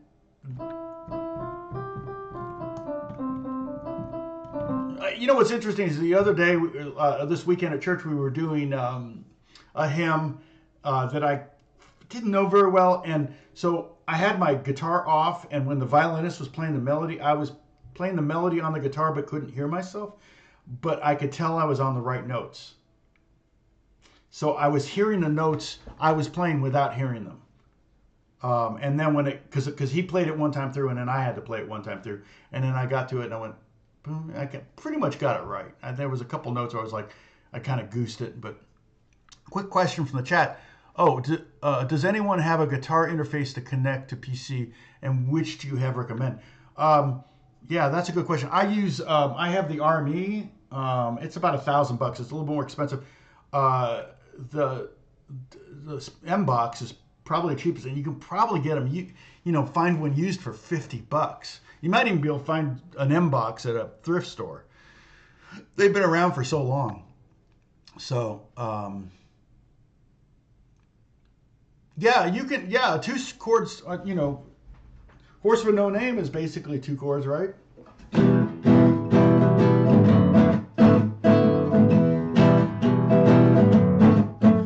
I have 3 videos out of 2-chord songs, 5 2-chord songs.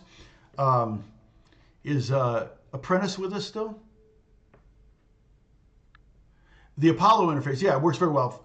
Focusrite makes one too. Yeah, the Apollo was great. I almost bought that one because I was just wanting to get it upgraded. Let's see, where's flat pick? Oh, there's flat pick.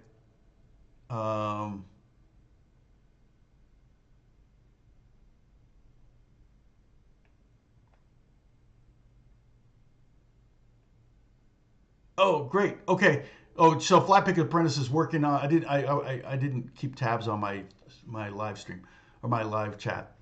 Good, working on a clause Ingenium. I don't know. That may be a autocorrect or something. Course late from the Guitar Mastery channel.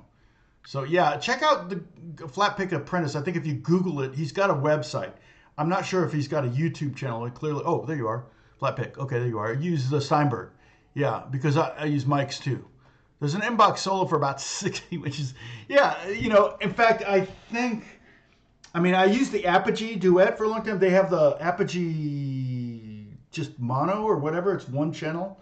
So if you just have a microphone, I could probably be fine with something like that. I don't ever use two mics. I have two mics set up here, but I never use this mic really. I had someone recently ask me to record with two mics, and I'm like going, I hope I don't have phasing problems. And they're like, don't worry about it. We're just going to choose whichever one we like better.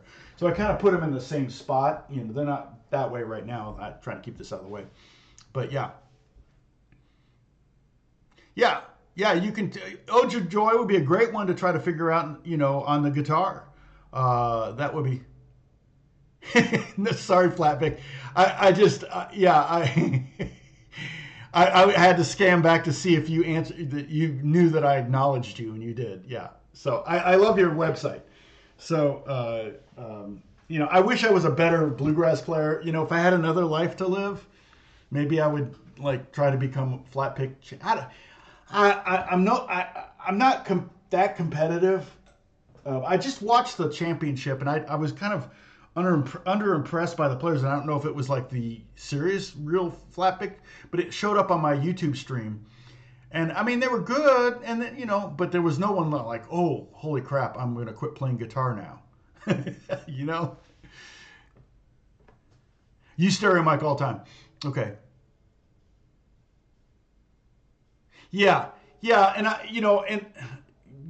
know when something's out of phase because you can hear it. In fact, it almost gives you a headache. If something's out of phase, you're listening to speakers and you go, it's like you can feel it in your sinuses. It's hard to explain, but it's like, oh crap, it's out of phase, and then you flip the phase and you're going, oh, there you go.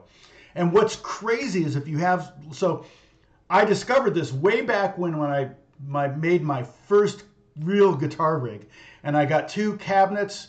112 cabinets, I got two speakers, I wired them myself, and I didn't know anything about phasing, and so I hooked it all in. I went to my first session, I go to the session, I set up, they mic the amps, and the engineer goes, your speakers are out of phase. And I went, I'd never even heard the term.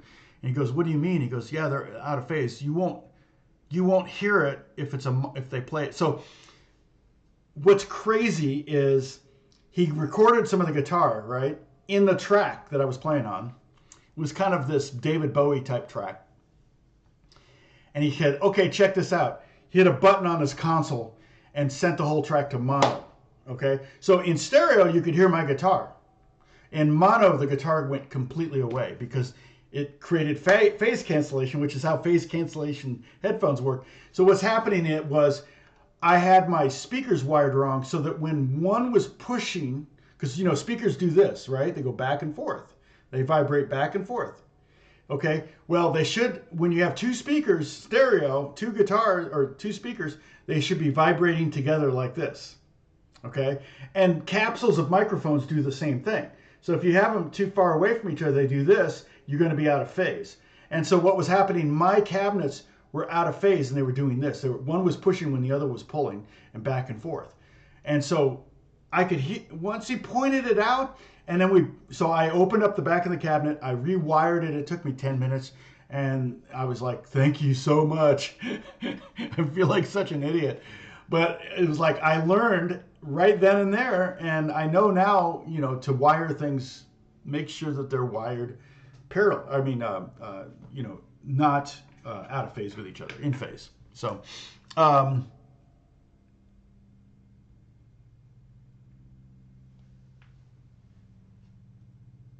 oh, right, yeah, that Moose, yes. And that was one of the nice things about the UA. You get all this software, but then I didn't know about the latency problem. But I can't handle latency. I've got the new M1 Mac Studio, and I don't have any issues now. Mostly what I'm doing is I'm adding guitars to somebody else's things. Sometimes, well, and then I'm also writing music for TV, and sometimes I have a lot of tracks, but I never get to like 40 tracks, never. Of MIDI and samples and crap like that. No, I never get that high. When I'm adding guitars to something, I might get to 40 tracks of like maybe 25 tracks of guitars or something like that to give them options. So I got to do that when we're done here. I got to work on Apex in a minute here, but everybody take a sip. Season 19 of Apex. Yeah, you can connect you to your phone. That's right. Charlie. Yep, that's right. You got to. Um,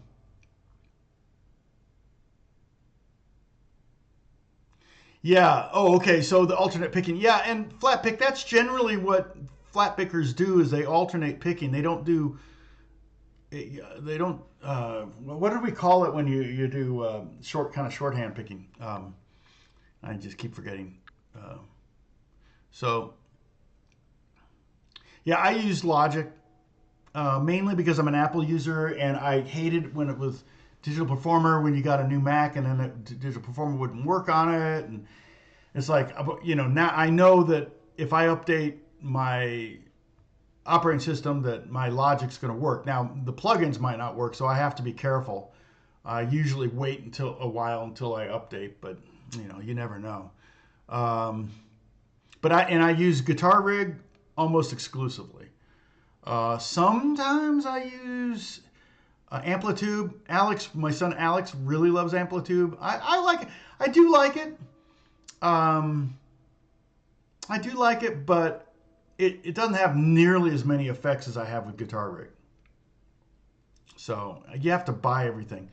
My favorite tremolo, though, Charlie, I think my favorite tremolo, if you're looking for a good tremolo, is on for DAW, the DAW, is Sound Toys. Um, let's see. Sound Toys, the best I think is, what is it called?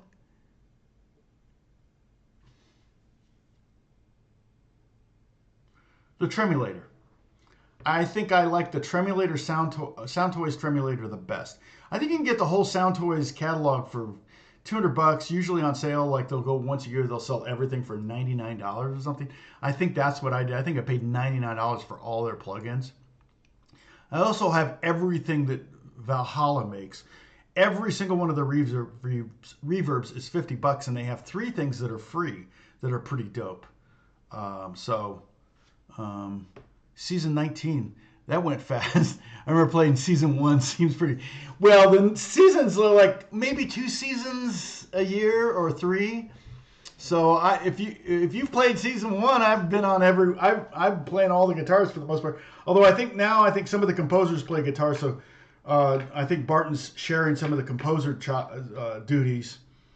And if he is, I'm not sure, but if he is, there's some of them that play guitar. So sometimes I'll get files sent to me that already have guitars on them. The names of jazzy chords look like strong passwords. It's so true. Yeah, like A minor 7 sharp 5 sharp 9, or flat 5 flat sharp 9, or flat 9 flat 5.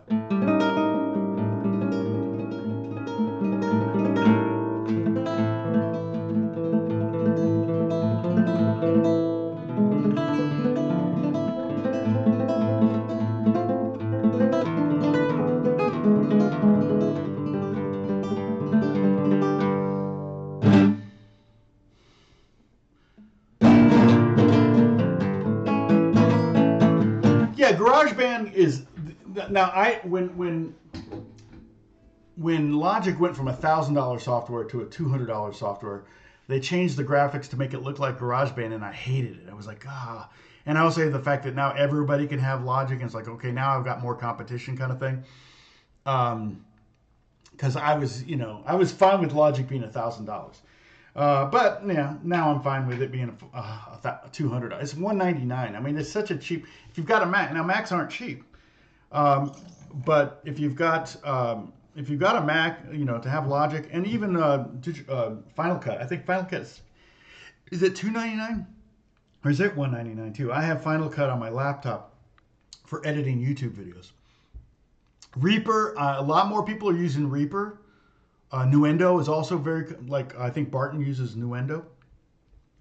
In fact, he was going to set me up with a Nuendo system if I was going to do some writing for him, so that we can work on each other's stuff. But I'm not writing for him at this point. So, any advice on? Yes. So I would pick up the Giuliani arpeggios. Here I'll give you a link on. Amazon, okay? And then if you, oh wait, here. So I'll give you a link on Amazon, and then if you go to, if you link on it, then I get a little piece of it, okay?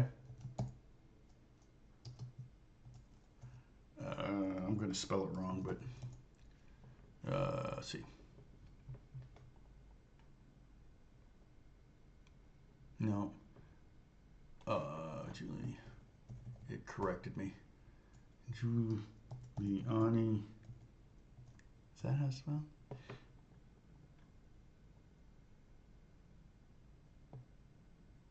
Yeah, so you can get, oh wait, what? I had it right. So here, check out this one. It's $20. You could probably find versions cheaper. Like I mean, literally, it's public domain. So Flatpick, you and I could release a version of this if we wanted to. But this is this link. If you go onto this link, I make a little percentage of that. If you do any shopping on that link, like if you do all your Christmas shopping on that link, somebody did it the other. If you're watching, thank you. I got like a $50 check from Amazon because someone went, I guess, Christmas shopping or something, and they just clicked on one of my links and then they just went crazy at Amazon. You can even bookmark that link, and then every time you go to Amazon, I get a little something. That's a way you can help me out for doing this. I've been an Amazon affiliate since the 90s, since they first started doing it. And so that's, yeah, so the Giuliani arpeggios, it starts out, so what it is it's, starts out, basically it's two chords, C. That's the whole concept, is just two chords, so you don't have to really think about your left hand, and G7. And you might end up doing G7 like this, but I'm playing G7, nothing on the bottom. It's really G7 over B, but 2, 0, 0, 3, 1, and I'm playing the 3 with my pinky, and then just a regular C chord. And so what it is, it may start out as simple as,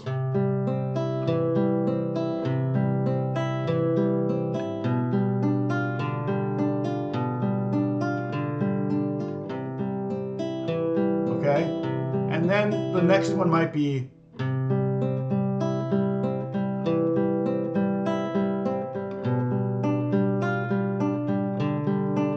and my teacher made me so mad when he made me do this, but I appreciate it now, but I didn't realize what it was doing for me. He would have me accent different beats. So like if you accent beat 1, that's fairly easy because that's your thumb. But it'll just be 1.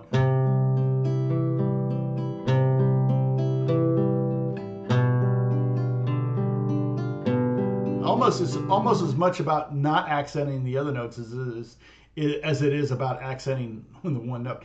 And then he said, okay, now accent the first finger on the second hit, like that. Now that's exaggerated. I'm really exaggerated.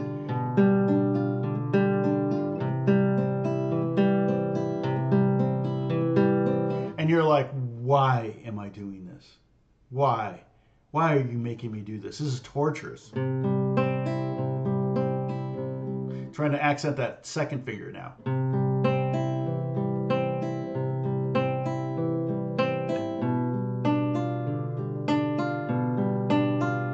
The reason is because oftentimes when you're playing arpeggios and chords on classical music, the melody isn't always going to be up here.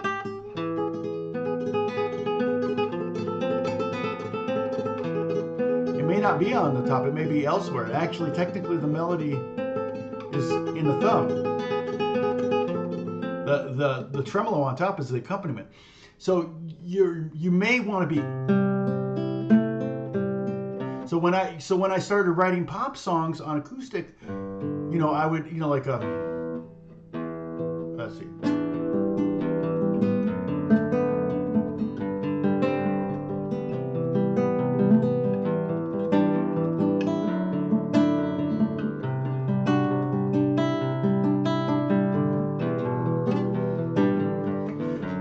I was much more able to make certain strings pop and jump out. And it was, and I went, and then I realized, oh, dang it, that's why he showed me that 30 years ago. So yeah, so I would get the Giuliani arpeggios. There's 120 of them. You don't need to work on all of them, but some of them, man, you know, they'll be like, whoa, like the one that I think the one from the Villalobos is in there. This one. That's a long arpeggio. So if you were to do C.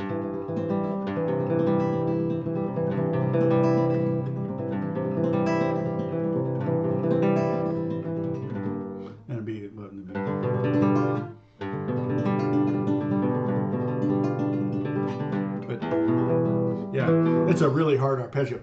But yeah, there's a million of them in there. And then you can you just go, oh, okay, that one will never work with anything I do. But that one's really nice. I could totally see using that one. The other thing you want to study for finger picking would be Travis patterns, right? So you could pick up a book on like Merle Travis songs. That might be good. Let me see if I can find one here. Okay, so let me go back to Amazon. Merle Travis.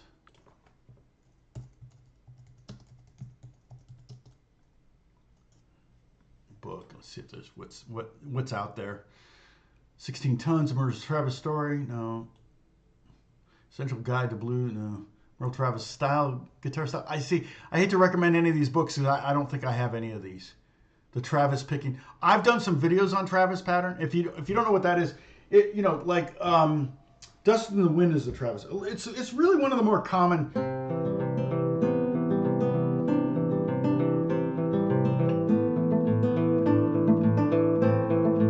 Right? Dust in the Wind is the Travis pattern. But generally, when I think of Travis pattern, I'm almost.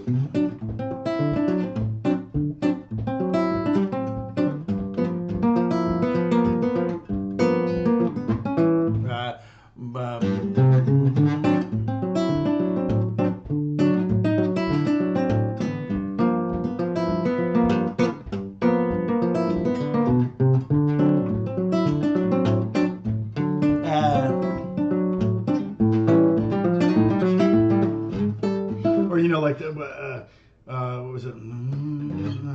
Was it like Elvis?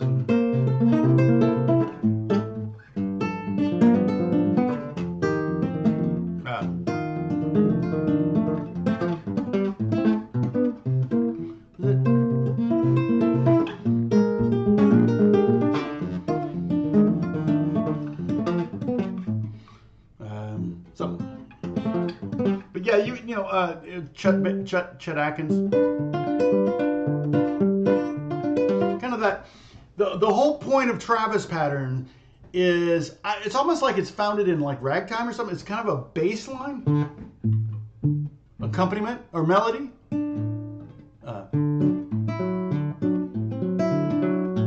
I wrote. See what it was. So I wrote I had a Travis pattern song that I wrote. That was, a lot of times, you know, what I do, I've always done this, is instead of learn a song, I write a song that works on something I want to work on. So it's like a study. Anything named study or estudio or etude, any classical piece, those were studies. They get performed as actual pieces all the time in concert halls all over the world. And they were just studies written by the composer, maybe for a student or maybe even for themselves in their own playing. So I was like, well, then I'll just write my own studies. Oh, let's see. Yeah.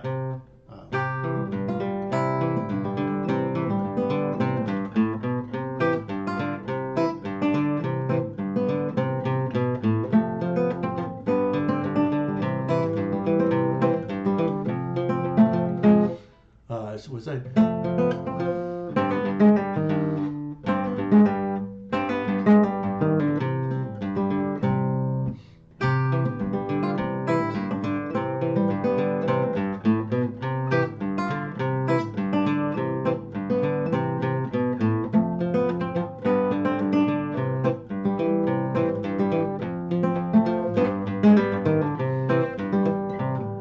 Something like that. I can't remember. It's been a long. I should really work it up and make it a study for Travis players.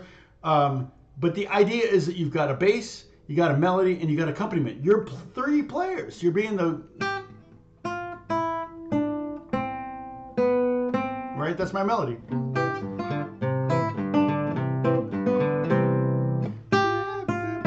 Now I've got, and then I have the. So you're being 3 people at once, and it's like, that's a real, for country stuff, I mean, it's just super usable. So Travis pattern would be something worth working on, and it's a great way of being able to play something by yourself. Sometimes I think like John Mayer's stuff, you know, like, let's see. Well,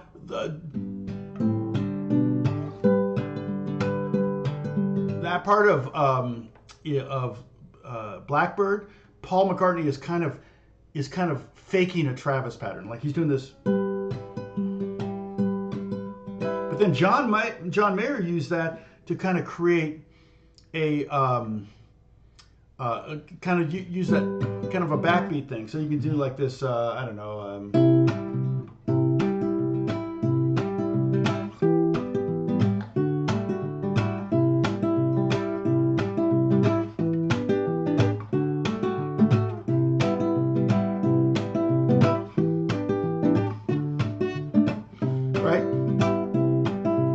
Poppy, kind of happy, fun song for pop. So, all right, I think I gotta get to work. Root folder. Okay. Let me pull up. Oh, I must have closed that folder. Dang it. Okay, let me go back to this.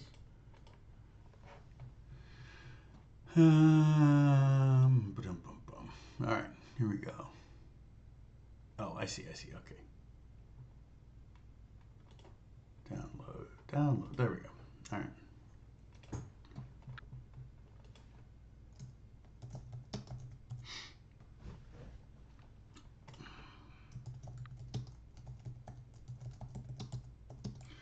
I'm just finishing my live stream now. You got that? We had a good turnout.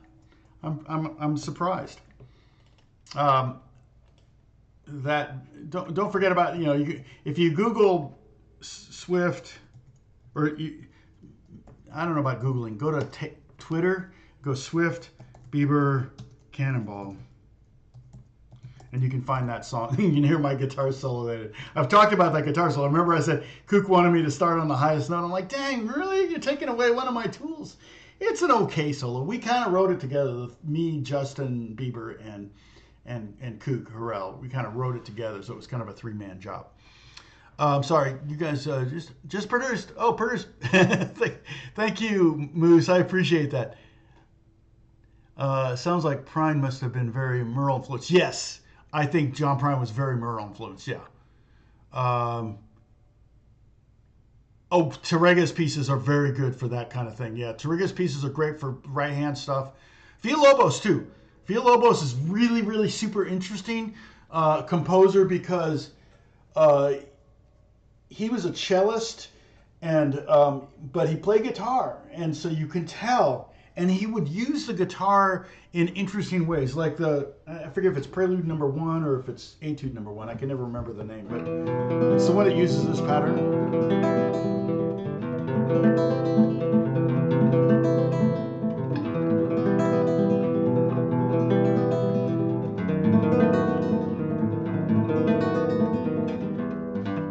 So he's stuck using 6 notes. Everything's got to be 6 notes. It goes this E over G sharp. I think I would do E7 over G sharp just to make it easier. Then A minor. And then this kind of weird B Lydian thing. Hold on. Oh, sorry. My nails are too long. Really pretty chord. Then like an E minor over B. And then B E7. And then this is where Villalobos uses the guitar as a unique instrument. Okay, up until then, that could have been played on piano, no problem. All of that could have been done on piano. Then what he does, he takes his diminished chord and he plays it on the middle 4 strings, and he leaves the bottom string and the top string open. So you have E's on either side of this chord. And then he goes down a fret. So there's all these weird interactions between like the E flat and the F and the E's.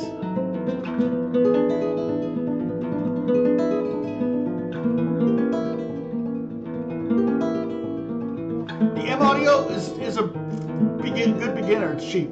And I think it does MIDI too. Anyway, it works all the way down. Literally goes that chord all the way to there, and then it goes back to, I think, to E minor at that point. I think it does something like yeah.